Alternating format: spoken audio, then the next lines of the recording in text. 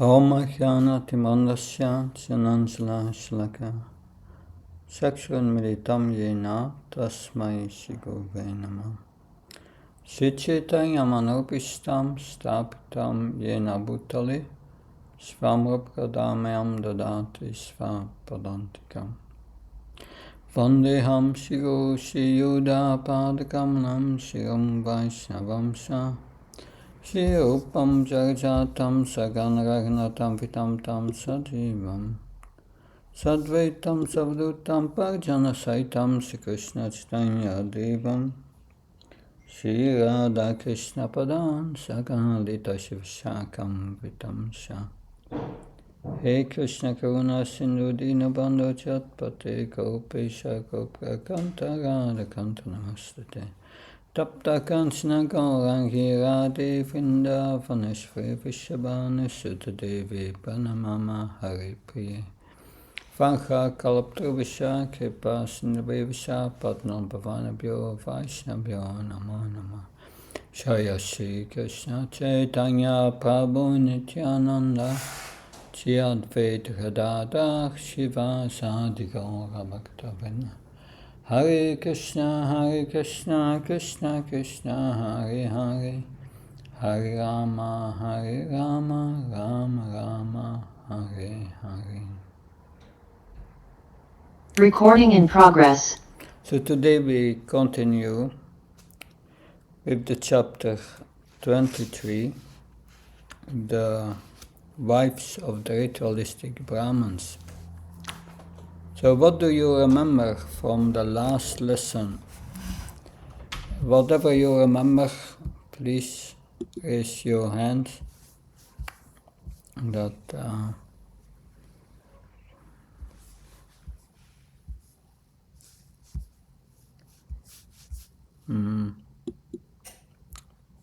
Nobody remembers anything? Sundari Gopi, please. Maharaj, one point that I believe it was from a question that you answered, that the faith in which they went, the determination which they meant, that changed the heart of their husbands. Because when they left home, they were, they were just fearlessly going. So that is something. I took that, that changed the hearts of their husbands. And of course, the other part was they kept hearing and meditating on Krishna when the fruits vendors would come and they would narrate Krishna's pastime, and they drank Krishna when they saw Krishna face to face. They drank Krishna through the aperture of their eyes, and they caught him there within their heart. So the way, the absorption was there. They were literally hungry for Krishna, and I felt, that is missing, of course, in my life. But I love that part. That the way whatever they heard, they retained it, and when they got an opportunity, they just absorbed Krishna through their eyes. So that was something really hit me hard. Thank you. Hare Krishna. Very nice, yeah.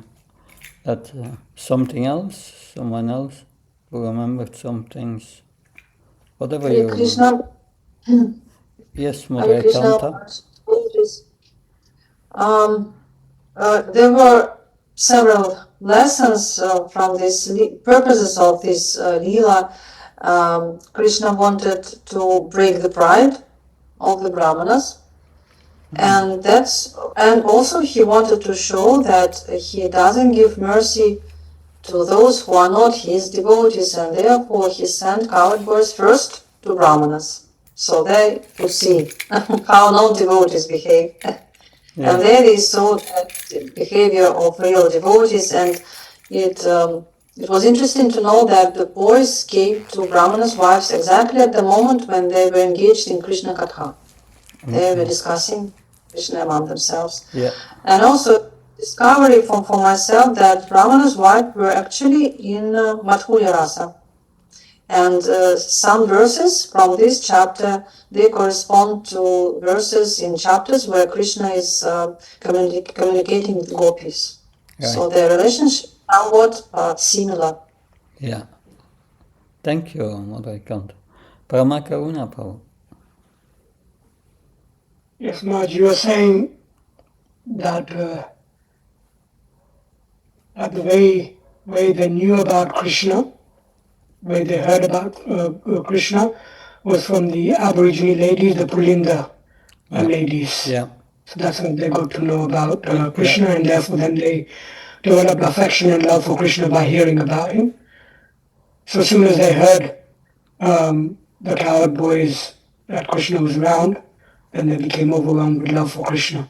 Yeah, right. Yeah, the Pulindas was one way they heard. They heard also from the milkmaids, from the Vrajavasis and others, but mainly from them, that's right. Ashit Prabhu, yes. Hare Krishna Maharaj, General Pranam. One thing that I really appreciated here is, Maharaj, that if someone has heard about Krishna, about the transcendental qualities of Krishna very well, then no power in the world can stop him from going to Krishna.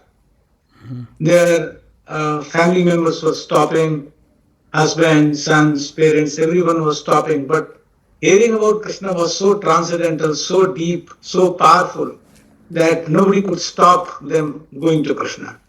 So it's a big lesson. Thank you, Maharaj. Thank you. Yeah, that's a big lesson, that's true. Good, then we will continue now with the second half of this chapter today. And so can someone read text 27?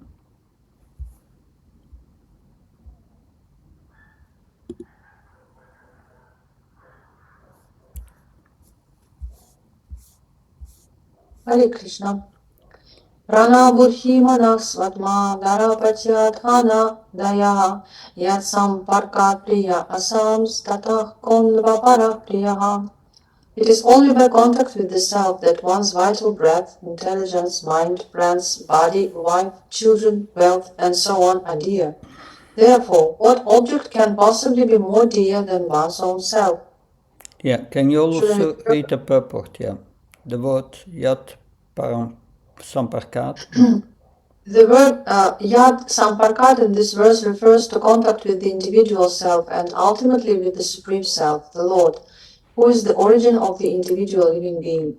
By developing Krishna consciousness, one automatically becomes self-realized, and thus one's vital strength, intelligence, mind, relatives, body, family, and wealth all become enhanced and brilliant by the central influence of Krishna consciousness. This happens because Krishna consciousness is the optimum efficient conjunction of the individual self, who is pure consciousness, with the Supreme Self and Supreme Consciousness, Krishna. So yes, our pure consciousness is Visuddha Sattva.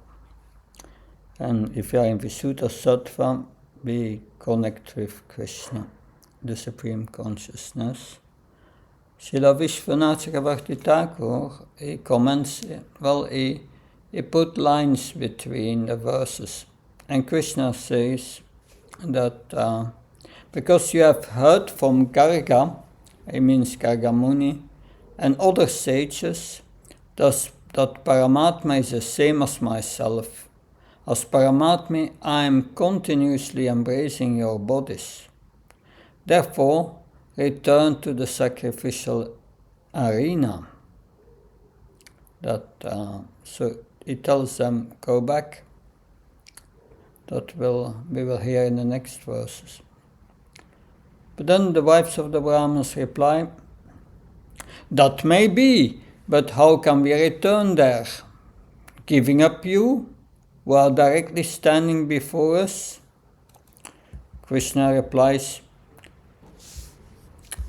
your husbands need your assistance to complete the sacrifice. The sacrificial acts have been explained by me in the Vedas. Therefore, go and perform those activities according to my order, the Vedic injunctions. You will be able to see me directly there as well. So, Shiva Goswami stresses that their participation is necessary, otherwise the sacrifice cannot be completed. So they went to their materialistic husbands because of the order of the Lord. So that means that our connection with Krishna makes everything beautiful. Queen Kunti said in her prayers to Krishna that it is only because of you that our bodies, our relatives, fame are dear to us. If you leave, then we will just be like empty, without meaning. There will be no substance if you leave us. And it is only because of you that the earth is beautiful and that our kingdom is beautiful. If you leave our kingdom, then what will be the use of our kingdom without you? So that's Queen Kunti, chapter 8, canto 1. But then Jiva Goswami in Prita Sandharma, he analyzes this verse. He says the word sva means the pure soul. Atma means the material body. Yat samparkat means because of my contact with that.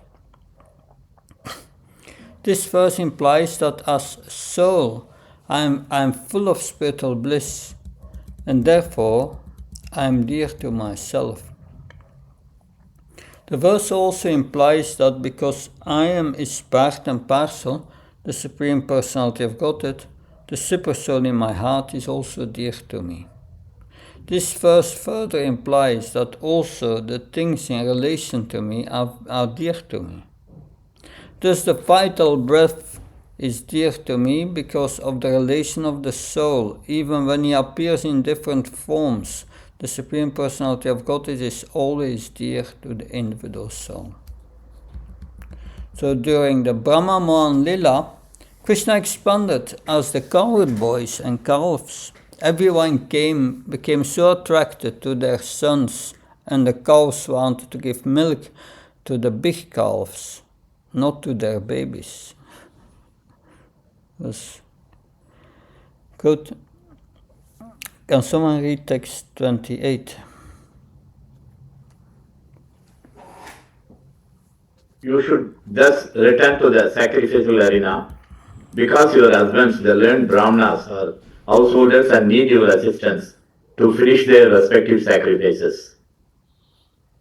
Yes, that is mentioned in the Vedas, and that the wife must assist the husband, otherwise, during the sacrifice, otherwise the sacrifice cannot be complete. So in the Vedic literature, it is stated that one who surrenders at the lotus feet of the Lord does not return to this material world. So therefore the Brahmins' wives appealed to the Lord that since they had surrendered to him, it was unfair to return to their materialistic husbands. So again, Vishwanath Chakravarti Thakur suggests a conversation that took place, verses between the lines between the verses. He says, Krishna says, I'm a cowherd boy, and my proper maidservants and girlfriends are the cowherd girls, the gopis. So the wives of the Brahmins reply, it's true, let them be so. Let them shine forth if you are embarrassed in front of your relatives to make Brahmin ladies your maidservants. We certainly do not want to embarrass you. We will not go to your village, but will rather remain in Vrindavan, like presiding deities of the forest. We simply desire to perfect our lives by even a slight trace of connection with you. Thus, here from Srila Vishwanath Chakravarti Thakur, we learn that the Brahmins' wives offered to remain at distance and simply would take the tulsi leaves and would fall from the lotus feet of Krishna, or be crushed by the feet of his girlfriends, when he would embrace them. Now, Jiva Goswami, he suggests the following conversation took place. He says, you know everything about us internally and externally. Let others speak like this, but you should not, since your heart is soft with mercy. These words are cruel. Not only are the words cruel, but they will make you full of untruth. Because you promised. What can I do for you? Please make your words true. Then Sanatana Goswami, he suggests, if I bring you to Gokul, Krishna says, the gopis will reject me and consider you like competitors. The leaves are dear to you. You are always Then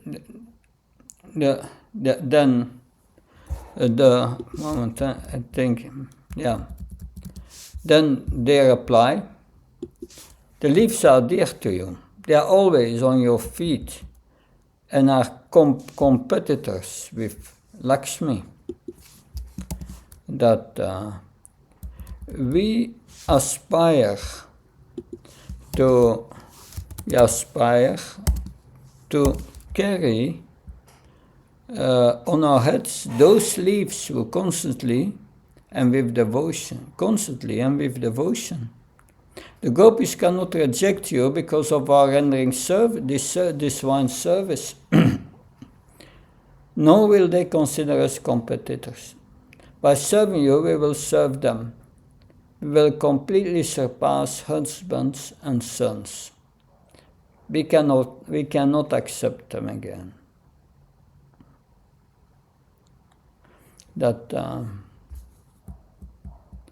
Of course, Krishna replies, if you do the sacrifice perfectly, then Lord Vishnu appears. Vishnu comes normally for such a sacrifice. So also, our acharyas connect this pastime with the next pastime here in the Bhagavatam, which is the worshipping of Govardhan Hill. As then these Brahmans, these ritualistic Brahmans, will prepare for the Indra Jagya, and then Krishna will tell his father, don't do this Jagya. So why will Krishna appear in the Brahman sacrifice? Because the Brahmans' wives are pure devotees. So if they go back, the sacrifice will become perfect, and Krishna will appear in the sacrifice. These are the insights of Vishwanath Chakravarti Thakur, Jiva Goswami, Sanatana Goswami. Can someone read 29? Pripatnyauchu maivam vivoti bhagavan gratitum nushansam satyam kurushva nigamam tava padamulam prapta vayam tulsidam padavasrishtam keshai nivodumatilangya samasta bandhun. Translation.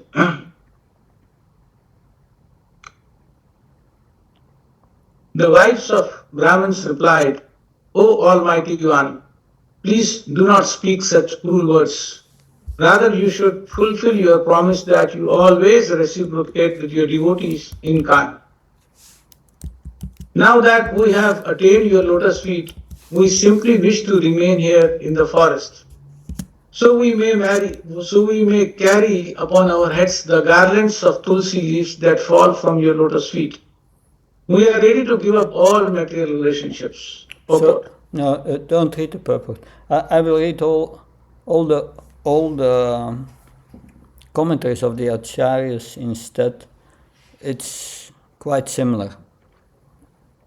So it is a very similar conversation between Krishna and the Brahman's wives and between Krishna and the gopis at the beginning of the rasa dance. The Brahman's wives quote Shastra. Now we have Kavikarna Puri. He writes, so here is their argument that Almighty One, dearest one to all living entities, please do not speak such cruel words, which pierces the core of our hearts as a thunderbolt. Please listen attentively. Do not deprive us of the pleasure of seeing you. If you do, we will surely die. How can such a thing happen? So then, after that, they will give some analogies explaining why they can't go back to their husbands. That they are learned, they are Brahmins' wives, they are. So we will hear. Says, does a river rushing out of a mountain peak turn back and take shelter inside the mountain? They were like rivers to Krishna. A river naturally flows to the ocean, who remains neutral and unaffected. You are everything for those who have nothing in this world. O Murari, we have no one else in this world but you. Therefore we cannot find any pleasure in returning home. In dense darkness one may make a mistake and go in the wrong direction, but by the power of his piety he may come to the right path. Simply a blind man who attains divine vision, he will not reject that fortune. Also, no doubts, you are learned in ethics and morality. But these words of you are devoid of love and affection. Until now we maintained our lives only by hearing your name and fame. You emanate the beauty and splendor of a thousand of cupids, but where is your sweetness now? So they say, we came for your love, and now you are rejecting us. That said here, O Damodar, although you are proud, please listen to us for a few minutes. You promise that you never reject one who serves you, and one who says, O Lord, from today I am yours. Now keep that promise. We have given up the dark cave of household life, which is nothing but a bitter path of full horns and hard work. Please accept us as maidservants. Our husbands, fathers, brothers, relatives, and friends will no longer take us back. They will reject us and laugh at us. But despite all this, we offer our bodies to your lotus feet. O Lord, we humbly beg you to please us, to please show us your compassion. Please take control of the chariots of our minds and quickly grant our cherished desire. O compassionate one, we are fully surrendered souls. Please accept us. Intoxicated with the shower of your nectarian association, now the Jahyapatnis reveal their attachment to Krishna. And now Krishna is going to reply to them. But before, there is text 30. Can someone read text 30? You can read just the translation. Our husbands, our husbands, fathers, sons, brothers, other relatives, and friends will no longer take us back. And how could anyone else be willing to give us shelter? Therefore, since we have shown ourselves at your lotus feet and have no other destination, please, O chastiser of enemies, grant our desire. Yes, thank you.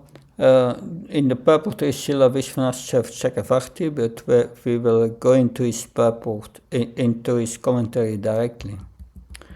So, from their very youth, the Brahman's wives had heard about Lord Krishna's beauty his qualities and sweetness. And the woman folk of Vrindavan village, and also from the flower ladies, the betel nut sellers and others. So here we see, it's mentioned from which devotees these Brahmans' wives heard about Krishna. It is the woman folk of Vrindavan village. They are delivering milk products and so on, and also the flower ladies, the betel nut sellers, these are forest dwellers and others. As a result, they felt love for Krishna and were indifferent to their household duties. So that's also in Bhagavad Gita. In the purport of 5.5, at the end, Prabhupada said that attachment to Krishna means detachment from this material world. That's a byproduct. So they became indifferent to their household duties. So now the wives of the Brahmins were ready to formally reject their so-called families and their neighbors. And out of great agitation they were crying and placing their heads upon Lord Krishna's lotus feet, offering obeisances. They begged Lord Krishna to bestow upon them the benediction that he is their only destination. The wives of the Brahmins wanted to serve Krishna. And this is pure Krishna consciousness in ecstatic love of Godhead. The Srila Vishwanath Bhakti Thakur comments on verse 10, 23, 30 as follows. Fearful their relatives and married son will not accept them anymore in the house, they touched their heads to Lord Krishna's lotus feet and said with choked voices, as we have no other shelter, they touched their hands to Krishna's lotus feet and said with choked voices, as we have no other shelter, you should do something. O killer of the enemies, Arindama, please vanquish the evil enemies which prevent us from attaining you. So Jiva Goswami comments, since we went against their forbidding us to go, they will not accept us. Others who were living nearby, they will not speak anymore to us. Since we will not be accepted by our husband, we who have fallen at the tips of your feet and who have taken shelter of you as our only goal, have no other shelter. Sanatana Goswami comments, they were not accepted by their husbands, by their fathers, because of violating the rules of Dharma. Their children would not accept them, being shamed by the public. If the wives were not accepted by the fathers, out of fear the mothers also would reject them. Just out of fear of not being accepted anywhere, they fall at Krishna's feet, indicating that they completely surrender to him as their only shelter. So this is pure Krishna consciousness, which is on the level of the gopis. Of course, they could not act on the level of the gopis, but they could feel the same relationship with Krishna on that level, Madhurya Ras. Now, someone read the translation of text 31.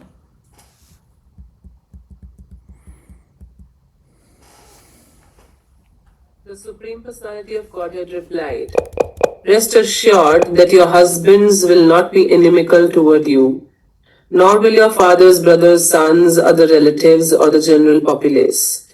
I will personally advise them of the situation. Indeed, even the demigods will express their approval. Yeah, so Vishwanath Chakravarti Thakur, he presents the following conversation between Krishna and the Brahman's wives as a commentary on this verse. He says, Krishna says, because you are in love with me, you should do what pleases me. you should not do something which is not desired by me. But they would answer, O best of the ignorance, having disobeyed our husbands and treating them like grass, leaving the house, if we return they will prevent us from entering. Angry, they will threaten to kill us. Krishna answers, your husbands will not find fault with you. There is no use in unfounded fears. What to speak of others, such as mothers and fathers, why? They will not find fault even if you were to intimately associate with me, which you have not done now, because they know that I am the Lord. Our husbands, seeing the devatas at the sacrifice, will ask them, as they also approve of me, the Supreme Lord, in this matter. So Jiva Goswami, he specifies, he says, they will have affection for you by the influence of my permission. He also explains that at the moment Krishna saw the devatas and pointing out to them, said that even the devatas approved of their conduct. So according to Sanatana Goswami, Lord Krishna said, the others will not find fault in you by my influence of bhakti. Rather, they will praise your devotion to me.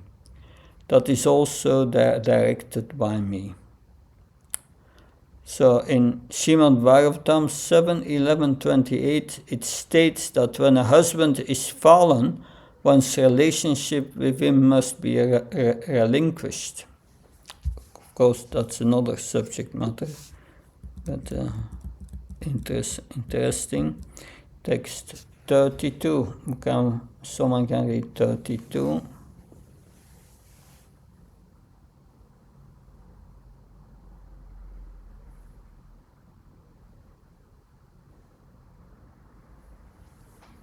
Hare Krishna. Yes. For you to remain in my bodily association would certainly not please people in this world, nor would it be the best way for you to increase your love for me. Rather, you should fix your minds on me, and very soon you will achieve me. So that's an interesting instruction. That so the Brahma's ladies' devotion and love would increase most efficiently in separation. So that is what Lord Chaitanya teaches us, to serve in separation. That helps us to increase our love. So they should fix their mind on Lord Krishna, going on with the process they have practicing throughout their lives. So their sadhana of daily hearing about Krishna, discussing about Krishna. So the Lord and his bona fide representative, the spiritual master, engage the Lord's devotees in different kinds of services.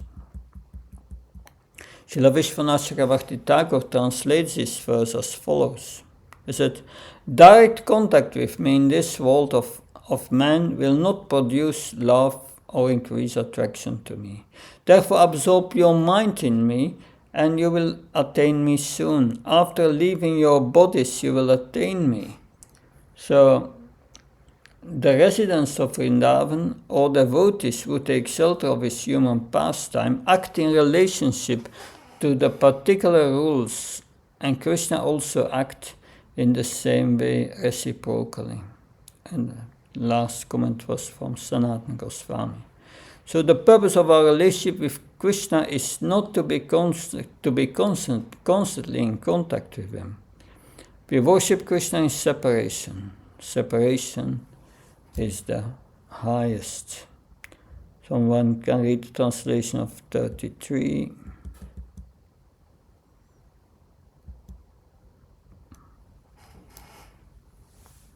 It is by hearing about me, seeing my deity form, meditating upon me, and chanting my names and glories that love for me develops, not by physical proximity.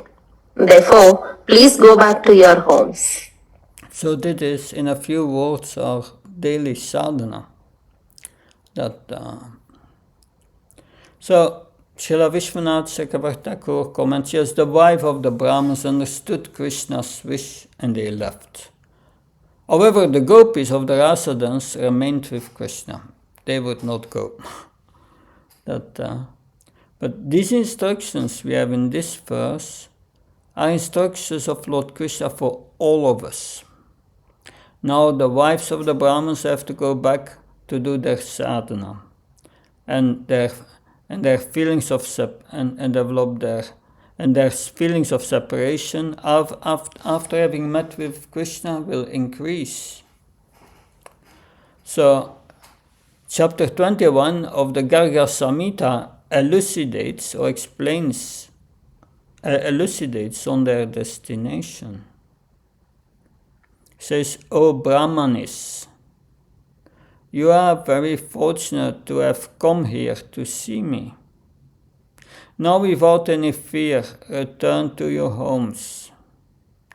After having attained the results of this jhaya, your pure-hearted Brahman husband will go by your spiritual power to the supreme abode Goloka, which is beyond the world of matter. So this confirms that the husbands and the wife will go to Goloka Vrindavan. But husbands will go on the spiritual strength of their wives. Text 34. Can someone read the translation of 34?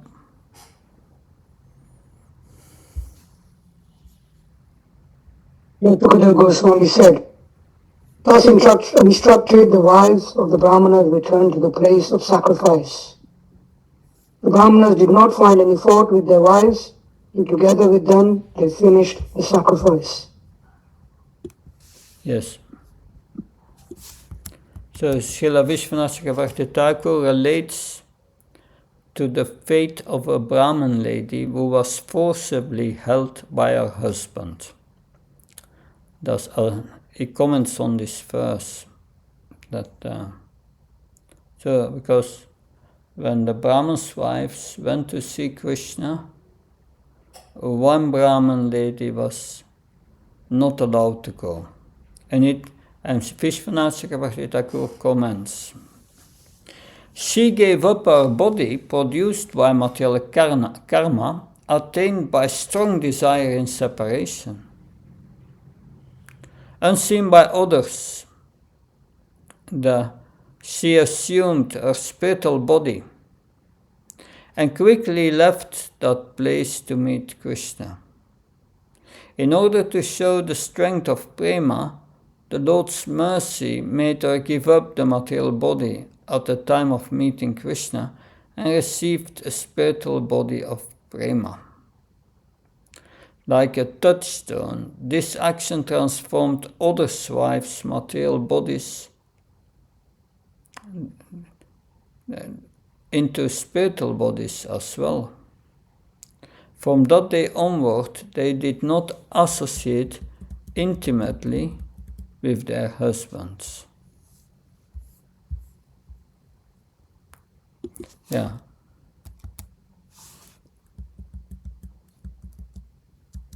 So the wives of the Brahmins, the wives of the Brahmins, Bali Maharaj, Sukadev Goswami and others are all Kripa Siddhas. We will hear about this more.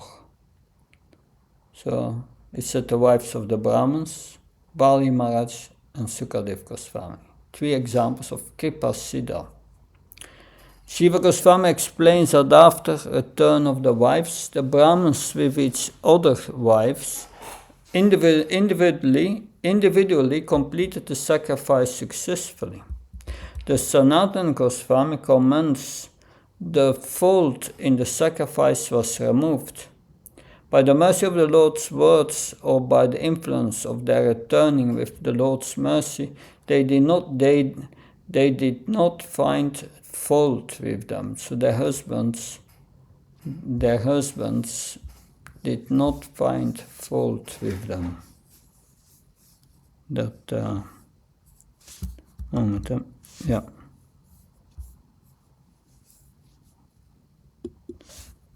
So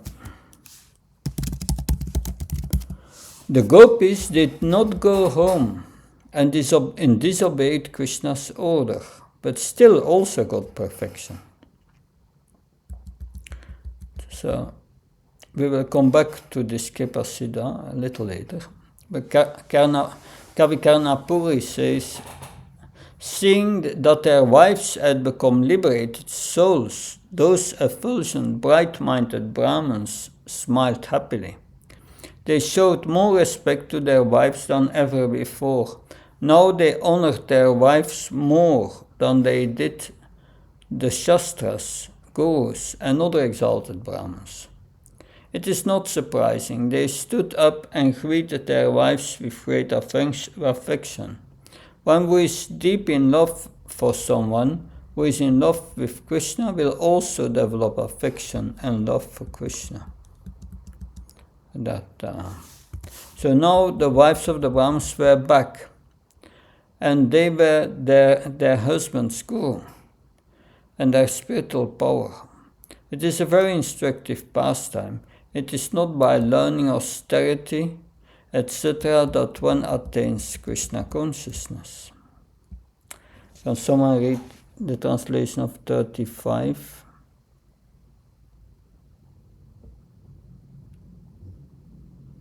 One of the ladies had been forcibly kept back by her husband.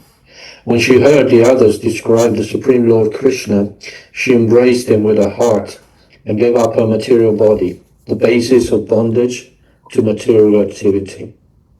Yes, and that here it is mentioned. You can also read a small purport.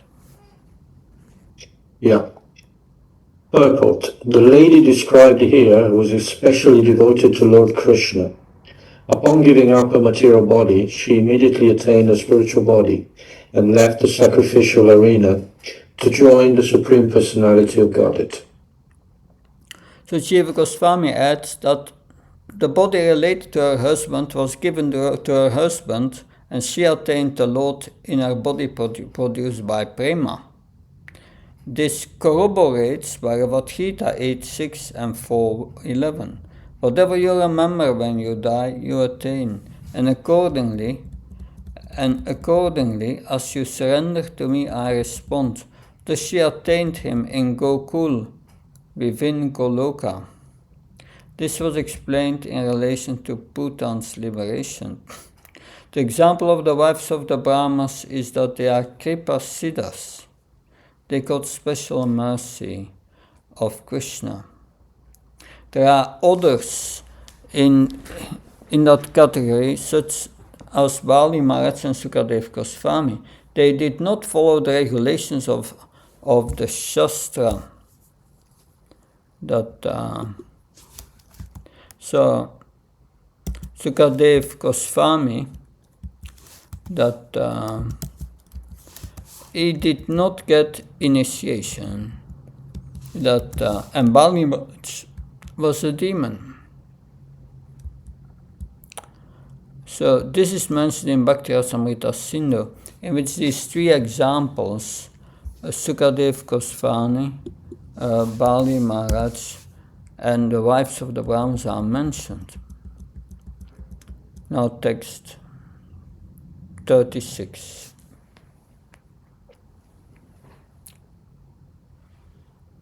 So, please read. Govinda, the supreme personality of Godhead, fed the cowherd boys with that food of 4 varieties. Then the all-powerful Lord himself partook of the preparations. Okay. Jiva Goswami comments that even though he was a Supreme Lord, engaged in herding cows, he fed the boys and then ate. So he fed first the boys. The food was too little for all the boys, but they all were satisfied because Krishna was full of all abundance. Sanatana Goswami adds that though he was complete in himself, Krishna also ate to show mercy to the wives by accepting their food. Why did Krishna not want to eat? Vishwanath Chakravarti Thakur states that Krishna did not eat at first because out of remorse of not satisfying the wives of the Brahmins. So later he ate. Text 37, please. Thus, the Supreme Lord, appearing like a human being to perform his pastimes, imitated the ways of human society. He enjoyed pleasing his cows, cowherd boys, and cowherd girlfriends with his beauty, words, and actions. Thank you. Sukadev Goswami summarizes all Krishna's actions. Performing pastimes in a human form, he taught the humans bhakti to himself. Every time they have pastime, then it's like the first time.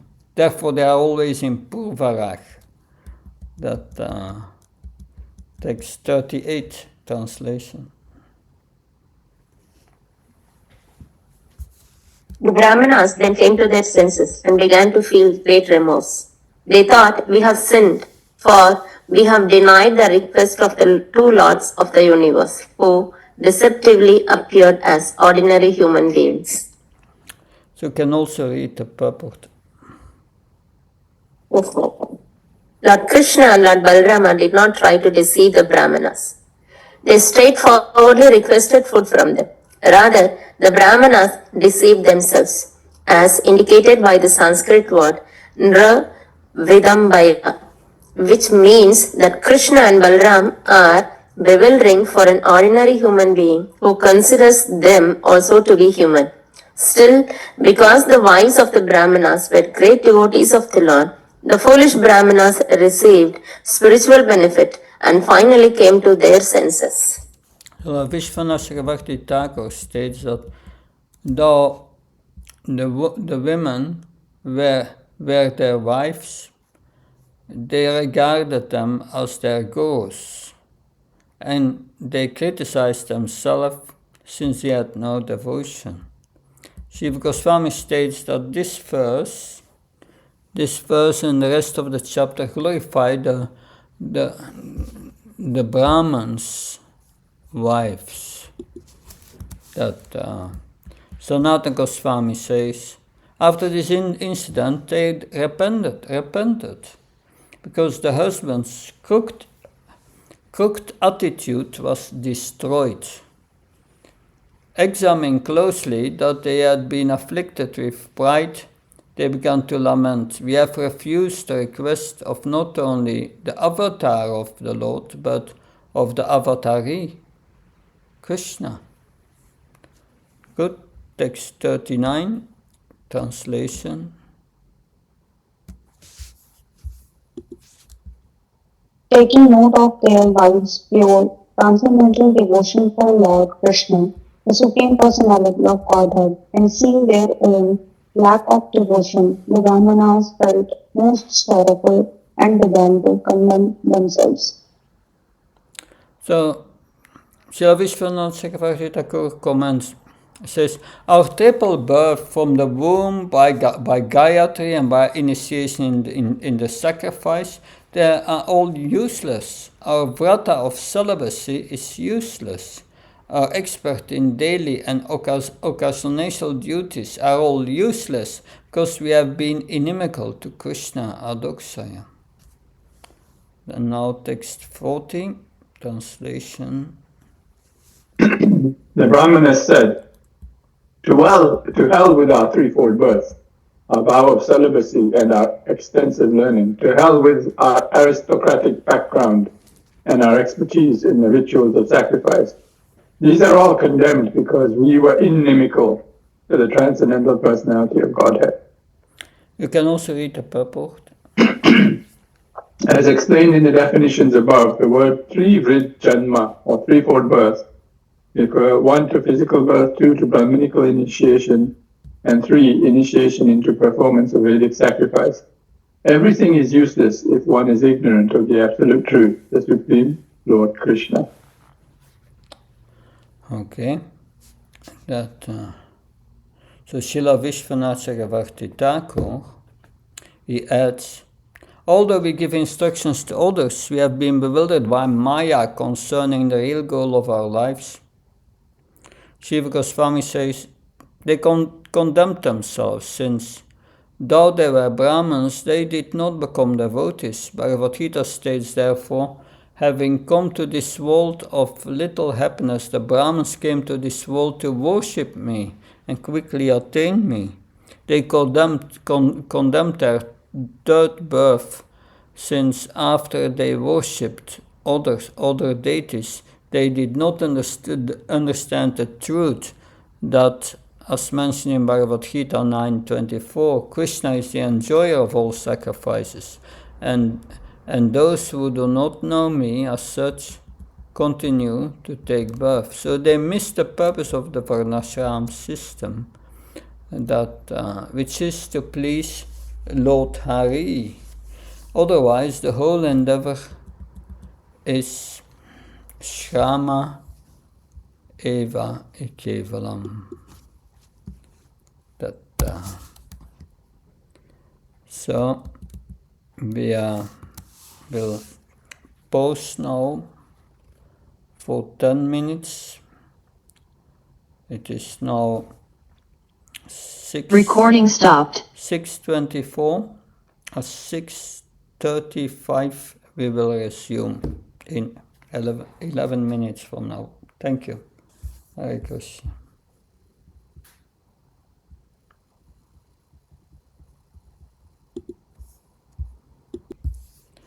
That I get the commentaries on the screen here. Just a moment that we were at text 41. If someone can read the translation of text 41.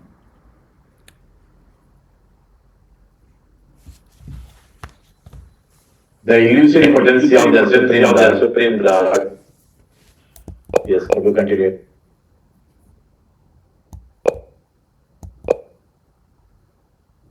The illusory potency of the Supreme Lord certainly bewilders even the great mystics. What to speak of us? As Brahmanas, we are supposed to be the spiritual masters of all classes of men. Yet we have been bewildered about our own real interest.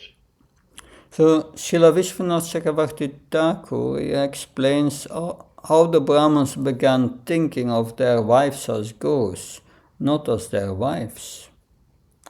That though the women should regard their husband as guru, what can one say when the guru of the universe appears directly before them? This love for the guru of the universe immediately cut the bondage of death attachment to husband, sons and house. As we no longer see those attachments in them, they are our gurus. So that was their way of thinking.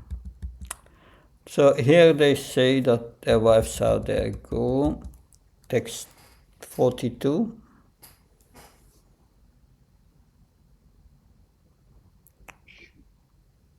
Just see the unlimited love these women have developed for Lord Krishna, the spiritual master of the entire universe. This love has broken for them the very bonds of death, their attachment to family life. So Jiva Goswami adds here that we are much inferior to these women. It is wrong for women to be attracted to other men, but they have love for the guru of the universe, who is far superior to their husbands. Their prema has cut up the bondage of death. This means they surpassed attraction to family life immediately. Can someone read text 43, 44? These women have never undergone the purificatory rites of the twice-born classes, nor have they lived as brahmacharis in the ashram of a spiritual master, nor have they executed austerities, speculated on the nature of the self, followed the formalities of cleanliness, or engaged in pious rituals. Nevertheless, they have firm devotion for Lord Krishna, whose glories are chanted by the exalted hymns of the Vedas, and who is the supreme master of all masters of mystic power. We, on the other hand, have no such devotion for the Lord, although we have executed all these processes. Can you read the purport? The purport contains a commentary of Srila Sridhar Swami. Yes, Maharaj. According to Srila Sridhar Swami, the husbands were not aware that their wives had occasionally associated with residents of Vrindavan, such as the flower ladies, and had heard about the beauty and qualities of Krishna. The Brahmanas were astonished at their wives' loving devotion for Lord Krishna, not realizing that this devotion had developed as a result of hearing and chanting about the Lord in the association of his pure devotees. Interesting. So Srila Vishwanath Chakravarti Thakur, he says, the cause of their bhakti was hearing about the form, qualities and activities of Krishna from the mouth of the garland makers and other women of Vraj. But the Brahmins did not know this, therefore they said, we cannot understand the reason for the extraordinary development of love seen in our wives. They did not perform the Upanayan Samskar, they did not live as a brahmachari in the Guru's ashram, did not perform austerities, did not meditate on the soul, did not perform auspicious rites, but Krishna alone, who is the Lord of the best of the yogis, knows and causes this. So Jiva Goswami points out that all the things of the things the Brahmanas did are not causes of bhakti. It's interesting, are not causes of bhakti. They could not guess that association with devotees, which increases bhakti, was the cause of devotion. The Brahmins' wives were not proud being the Brahmins, were not proud being Brahmins, as they were hearing from the aborigine flower ladies who were pure devotees. Can someone read text 45? Indeed, infatuated as we are with our household affairs, we have deviated completely from the real aim of our life. But now, just see how the Lord, through the words of these simple cowherd boys, has reminded us of the ultimate destination of all true transcendentalists. So Jiva Goswami refers this verse to Srimad Bhagavatam 1088 and 1081:19. There it is stated, devotional service to the Lord's lotus feet is the root cause of all the perfection a person can find in heaven, in liberation, in the subterranean region and on earth. There can be no perfection of goals without bhakti. The Brahmins were bewildered about their goal because they were completely involved with household rites. Sanatana Goswami adds, we were ignorant of our real interest, bhakti, which is bhakti. Since we are involved in household activities, inattentive to the Lord, we were completely insane with household actions and completely proud.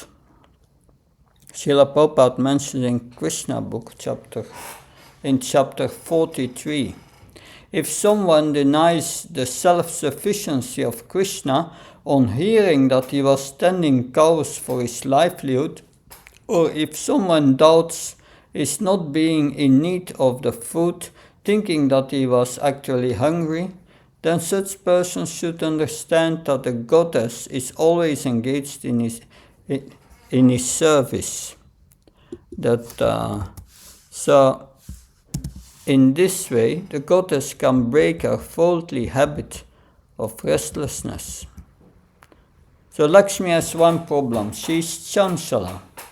But Krishna corrects that fault in Lakshmi, because she cannot leave his lotus feet. So in Brahma Samhita, it is stated that Krishna is served in the abode with great respect by not only one goddess of fortune, but of many thousands. Therefore, it is simply illusion to think that Krishna begged for food from the Brahmins.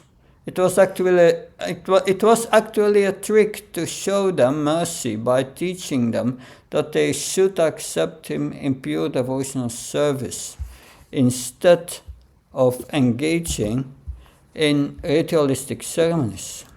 So this is a very significant point. He wanted to trick them by begging to show them actually what they are doing is useless, these ritualistic sacrifices. So in this chapter, Krishna is bringing down the pride of the earthly god, the ritualistic Brahmins. In the next chapter, he will bring down the pride of the demigods. Both of them were proud. The Brahmins were proud and Indra was proud. He's showing what is the real goal of life and of the sacrifices they are doing. He's going to do the same things, but in the next chapter, but for Indra. So someone can read the next verse, the next translation, and the short purport of 46.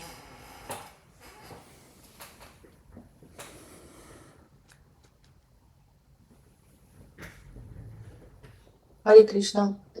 Otherwise, why would the Supreme Controller, every desire is already fulfilled, and who is the Master of Liberation and all other transcendental benedictions, enact this pretense with us, who are always to be controlled by him?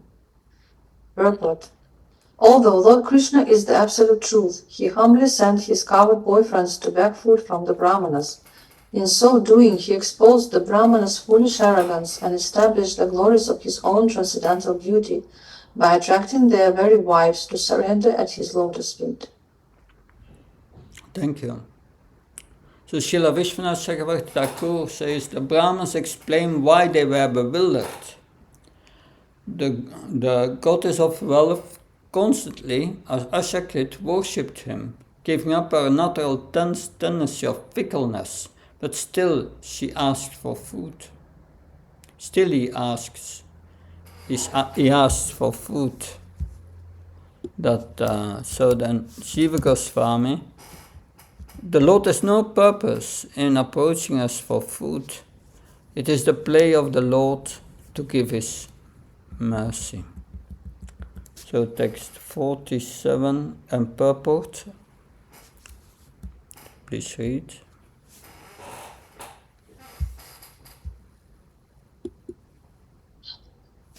Hoping for the touch of his lotus feet, the goddess of fortune perpetually worships him alone, leaving aside all others and renouncing her pride and fickleness. That he begs is certainly astonishing to prevent.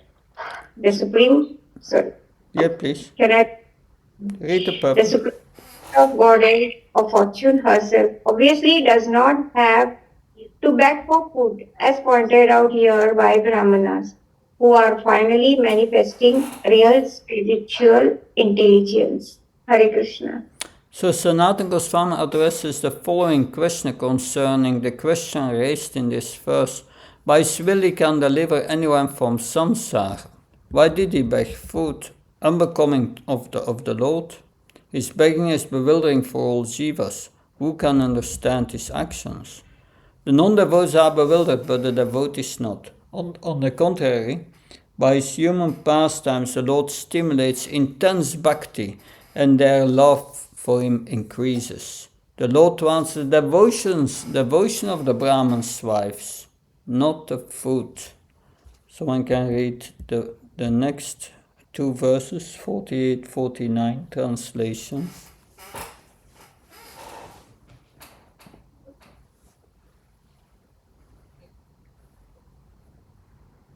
All the aspects of sacrifice, the auspicious place and time, the various items of paraphernalia, the Vedic hymns, the prescribed rituals, the priests, the sacrificial fires, the demigods, the patron of the sacrifice, the sacrificial offering, and the pious results obtained. All are simply manifestations of his opulences. Yet, even though we had heard that Supreme Personality of Godhead Vishnu, the Lord of all mystic controllers, had taken birth in the Yadu dynasty, we were so foolish that we could not recognize Sri Krishna to be none other than him. So their bewilderment is further explained in this verse. The Brahmanas are feeling pained by the offense they committed to him. Jiva Goswami comments, the Brahmanas realized that it is Krishna who is to be worshipped by their sacrifices, and they were ignorant of the meaning of the scriptures. Now, text 50. Can someone read text 50?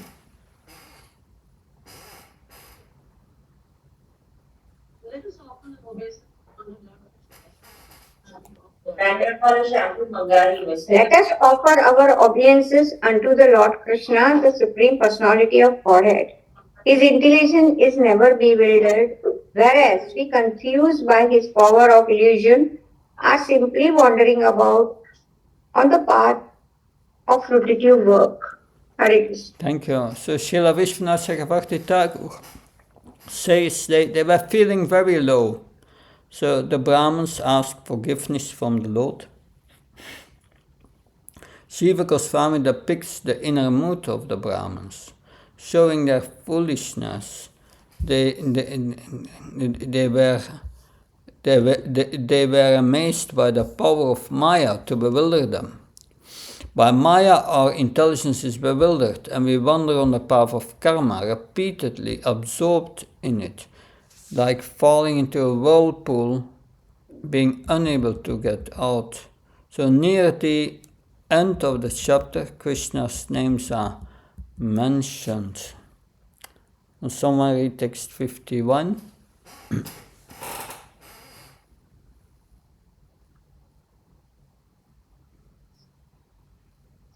We were bewildered by Krishna's illusory potency and thus could not understand his influence as the original personality of Godhead.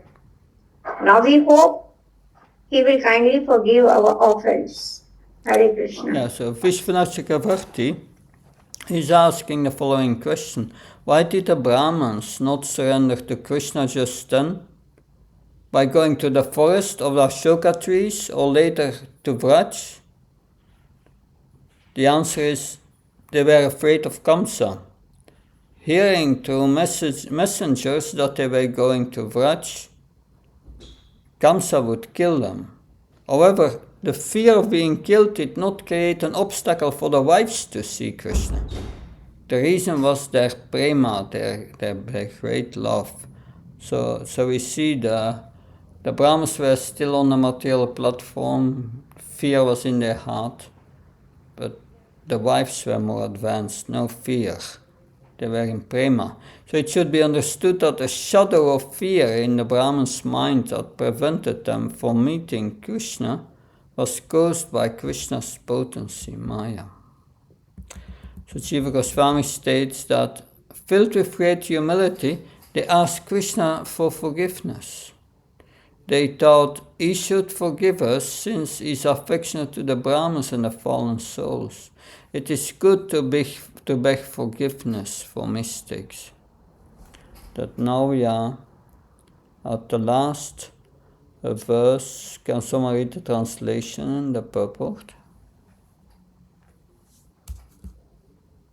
Okay. Thus, reflecting on the sin they had committed by neglecting Lord Krishna, they became very eager to see him. But being afraid of King Kamsa, they did not dare go to Vraja. Purport. Realizing their offense against Lord Krishna and finally appreciating his almighty position, the Brahmanas naturally wanted to rush to Vraj and surrender at the lotus feet of the Lord. But they were afraid that Kamsa would certainly kill them when his spies reported that they had gone to Krishna. The Brahmanas' wives were absorbed in ecstatic Krishna consciousness and thus went to Krishna anyway. just as the gopis, simply to dance with the Lord, travelled in the dead of night through a forest inhabited by wild animals. But the Brahmanas were not on such an advanced platform of Krishna consciousness, and thus, overcome by fear of Kamsa, could not see the Lord face to face. So, Thus, yes, please. Thus end the purports of the humble servants of His Divine Grace A.C. Bhaktivedanta Swami Srila Prabhupada to the 10th canto, 23rd chapter of the Srimad Bhagavatam entitled The Brahmanas' Wives Blessed. Very good. So they remembered their extraordinary offense of thinking Krishna as an ordinary human. They desired to meet him directly to ask forgiveness for their offense, but they did not go up to Vraj, being afraid of Kamsa. Because they had not strong faith in the Lord, they feared for their own safety. So the Anarthas, the Brahmins, were not yet pure. In the next chapter they will prepare for the Indrajahya, the same Brahmins. So the pastime illustrates the fault of indifference toward Krishna arising out of pride due to high birth in the Varnashram system. Those devotees will become devotees and become So the devotees will become proud.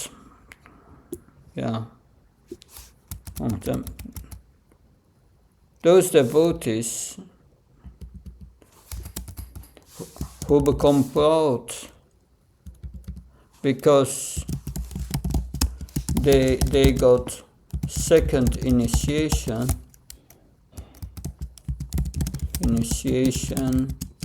may think, oh, I got Brahman initiation, so I'm better than the others. We are not born in Varnashram, but the Nectar of Devotion, Srila Prabhupada does not only mention caste Goswamis, but also those who get Brahman Diksha will become proud and fall down from the principles. The gopis are instructing the wives of the Brahmins. Not even a slight distress can touch Krishna. Once some of the gopis went to the place where the Brahmins were performing sacrifice and said, "Dear wives of the Brahmins, you must know that not even a slight smell of distress can touch Krishna. He knows no loss, he knows no defamation, he has no fear, he has no anxiety, and he does not know calamity. He is simply encircled by the damsels of Vraj and is enjoying their company in the rasa dance." So the gopis went there and told them about Krishna also. The Brahmins were fearful that of Kamsa, that if he would know that their wives associated with Krishna, that so this is the end of this chapter, that the wives of the ritualistic Brahmins. And next week we will start with worshipping Govardhan Hell. A new, very interesting chapter, because we are in Kartik, we are going gradually to celebrate Govardhan Puj, and probably we will be around that chapter when the time is very near there. So any questions or comments on this chapter or the previous chapter?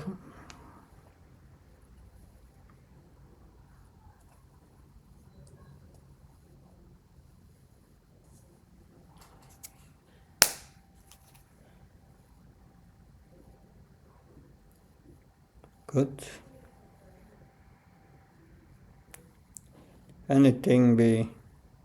What do we take home from this in our own lives? that it's always for the devotees. Every day we may think, in the evening we may reflect, what did I good today? What did I do good today? Where can I improve in my devotional service? And these pastimes may help us as a checklist that these wives of the Brahmins became so Krishna conscious just by talking about Krishna.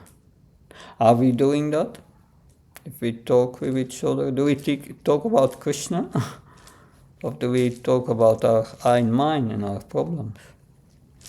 That there's a big lesson to be learned here. That we can absorb in so many things of this world, but soon we are out of this world. Will that help us when we are out of this world? No. Mother Sundari Gopi?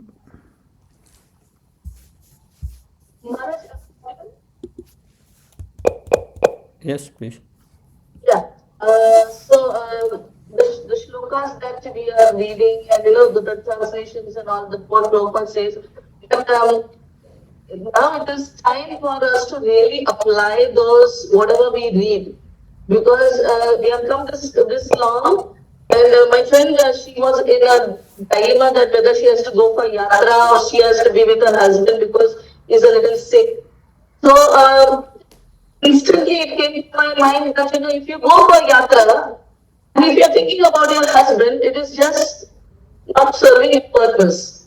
But if you're here and if you're thinking about the yatra and all, you're meditating, there's a difference between the two. So, like the Brahmana Bhaktis, the mind was always on Krishna, even the gopis. That they say that the mind was always fixed on Krishna. And this is not what came from me. It came from what I read. Now I can, it's not just something when I speak to devotees, it's just like out of the blue. It is something from the Shastras which Prabhupada has said. It's just how we apply it in our life. So it is authentic. It's not from my own head.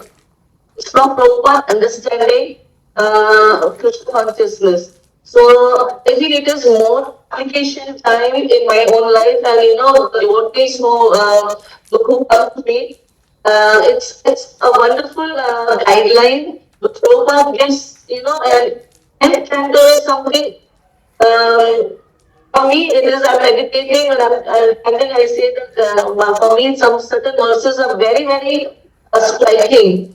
So Krishna's beauty, the way he stands, the way he glances, and when I'm standing, he is there. So some I feel, I feel a little something that, oh my God, it is Krishna. Krishna is there for us. So this whole meditation of reading and turning when you explain it, devotees also contribute. For me, it is personally getting so close to Krishna. I feel a little more closer than before. So that was something I wanted to share. Yeah, thank you for sharing that. While you were speaking, I was thinking about Bhakti Charamaj, my spiritual master. I was in Mayapur in August 1997, and my Gurumaj was leading the devotees around in Navadvip Mandal Parikram. And at the beginning of the Parikram, he said, now you have arrived in the spiritual world. You remain with your consciousness thinking of Krishna, thinking of the holy, chanting the holy name, hearing the pastime, discuss the pastime. Don't come down again with your consciousness to the material platform. Remain on that higher platform. But factually, that should our training is meant to do that always. And then we can come to the level of these wives, the Brahmins, always thinking of Krishna. Ramananda Krishna Prabhu, please share. No, Maharaj, I just wanted to ask one question. So, Maharaj, means how much far away these Brahmanas they were performing this sacrificial arena? So, means that's why Lord Krishna was telling to these Brahmanas' wife, he said, the next life you will get my association. Means are these Brahmanas' wives they were not the part of Vrindavan, or means how much far away they were doing this yajnas? These Brahmins, these ritualistic Brahmins, were living at the outskirts of Mathura, bordering Vrindavan. So, but they were engaged by Nanda Maharaj and all the cowards for doing sacrifices and so on. That because they were expert in that field. But they had one problem, this false ego, thinking themselves Brahmins. And similarly, we have the same problems. Our false ego, thinking that we are this body and everything related to us in this world, our family, our possessions, that's all important. But it is not. It is our relationship with Krishna that is important. And the rest is secondary, should be used in His service. We should do our duty according to our psychophysical nature, but not absorbed with our consciousness in all these worldly problems and forget Krishna. That's dangerous. That's what we learn from this pastime, that we have to give up that false ego and come to the platform of our real self. That which is the consciousness in this body, and pure consciousness. That's the only thing that we have. But we have to purify our consciousness and come to our natural consciousness, Suddha Sattva. By always thinking of Krishna, we become purified. By speaking about Him, by worshipping the deity, by absorption in Krishna. It's a lesson to learn. It's a life lesson to learn. We don't usually learn it just at once. Madhurikanta? Hare Krishna, can I ask a question about the previous chapter? Yeah, sure. I've been thinking about it for a couple of days, and maybe it's not a question, just would like to share. It's, for me, it's really difficult to overcome this material impression of that lila. Unfortunately, it's so similar to what is now called abusive behavior. And unfortunately, our life sometimes can be full of such behaviors from other people. And theoretically, of course, I understand that Krishna is not a human being. He is God.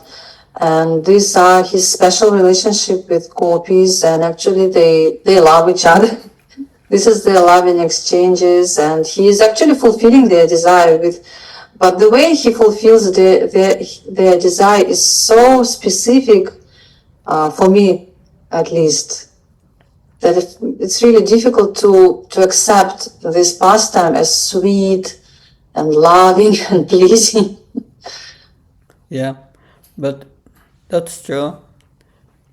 When we went to these pastimes, our acharyas gives a glimpse to the inner consciousness of these unmarried gopis. And for them it was only bliss. That's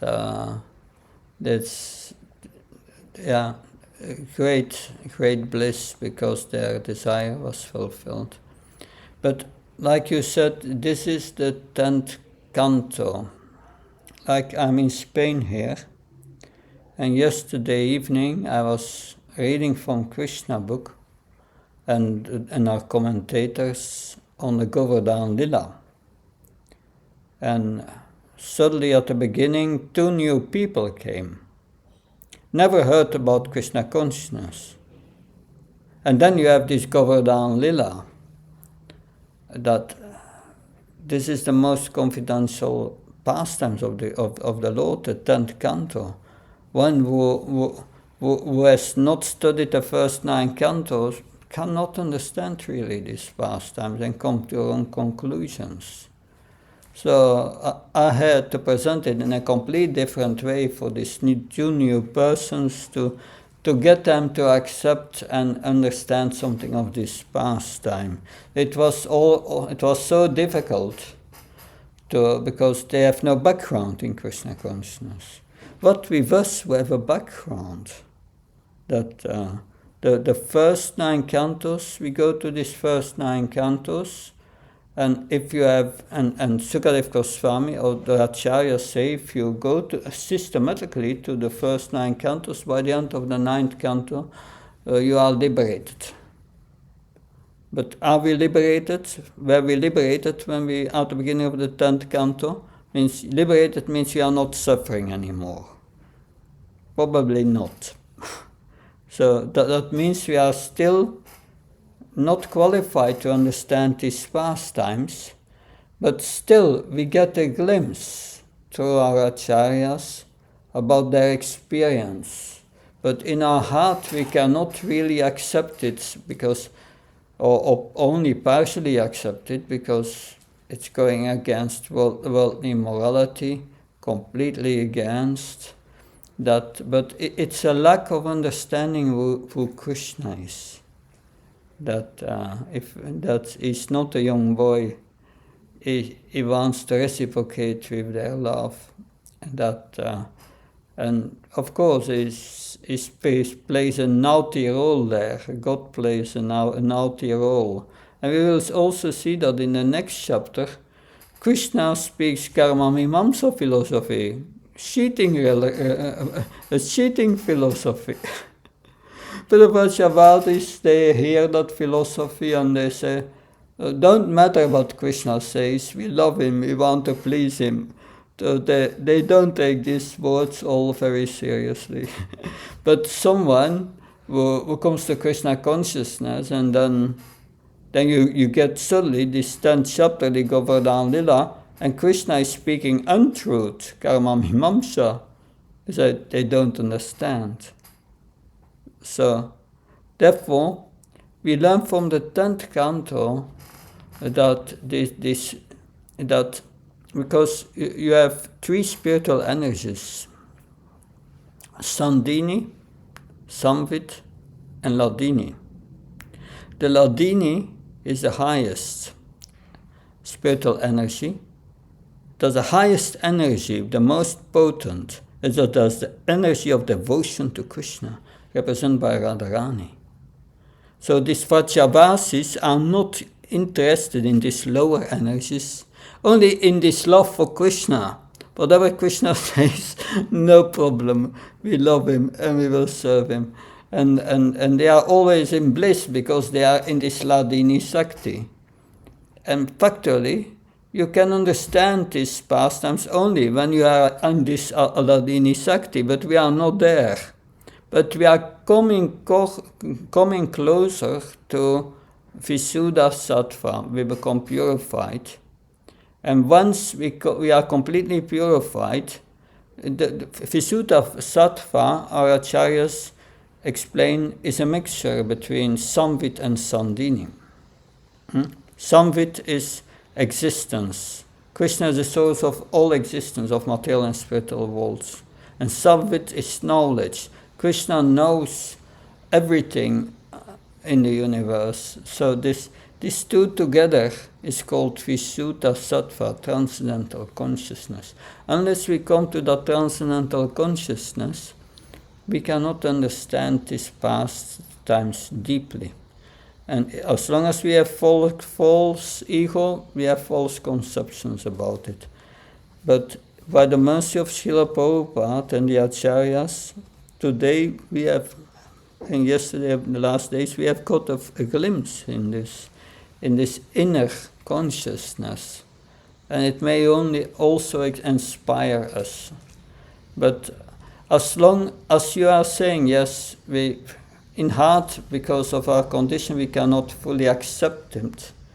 But But it's important. That's fine. But it's important to know why we cannot accept it, and then it's all right.